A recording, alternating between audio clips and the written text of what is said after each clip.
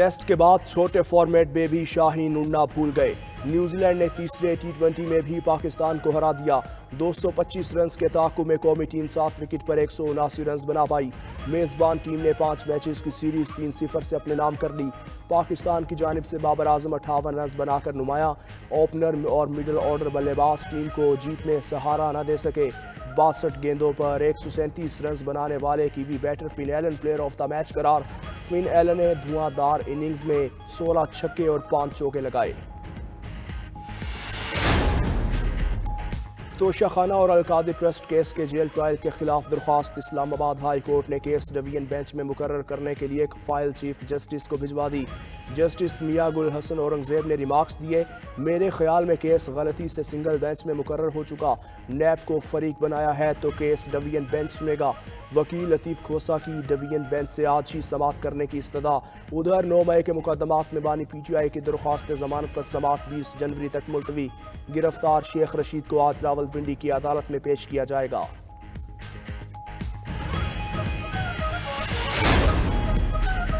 Justice retired मुजाहिर Naqvi की judicial council कार्रवाई के खिलाफ दरख्वास्त का तहरीरी हुक्मनामा जारी। सुप्रीम कोर्ट ने हुक्मनामे में कहा कि सुप्रीम जुडिशल काउंसिल कार्रवाई रोकने की इस्तदा इस मरहले पर काबिल कबूल नहीं। अदालत ने सिर्फ शिकायत कुनिंदगान को फरीक बनाने के नुक्ते पर दलाइल सुने। दूसरे फरीक को सुने बगैर किसी के खिलाफ कोई हुक्म जारी नहीं किया जा सकता।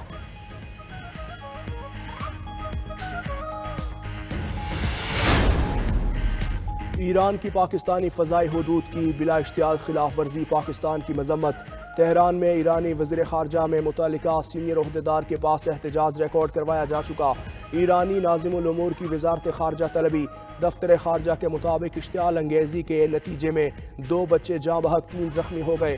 पाकिस्तान की खुद मुख्तारी की खिलाफ वर्जी नाकाबिल कबूल है। इसके संगीन नताइज निकल सकते हैं। नताइज की जिम्मेदारी पूरी तरह से ईरान पर आयद होगी।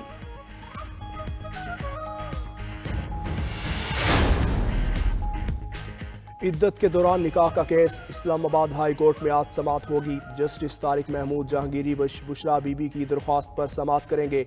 अदालत ने खावर मानिका को नोटिस जारी कर रखा है। दरख्वास्त गुजार की केस खारिज करने की इस्तदा।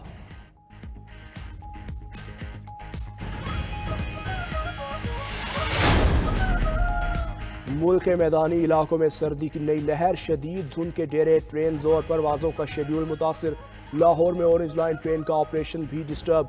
ट्रेन में ताखीर के बाइस लोगों को परेशानी। उधर हद निगाह में बेहतरी के बाद मोटरवे के मुख्तलिफ सेक्शंस को ट्रैफिक के लिए बहाल कर दिया।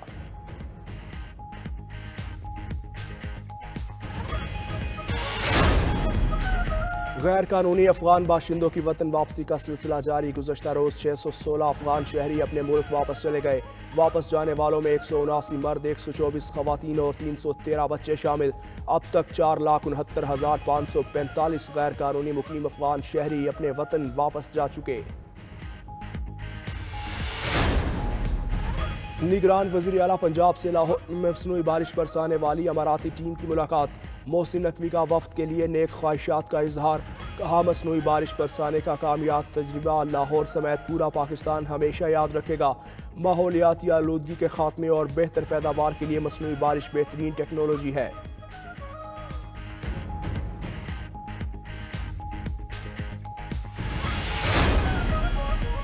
और बलोचिस्तान के इलाके हना उड़क में कबायली अमायदीन और FC के माबैन जिरगा। सिक्योरिटी सूरत हाल, सैलाब के बाद बहाली के मंसूबों और तरक्याती कामों पर बातचीत। जिरगे के शुरका ने इलाके की सिक्योरिटी सूरत हाल को तसल्ली बख्श करार दिया। अमन कायम करने में पाक फौज और FC के किरदार को सराहा।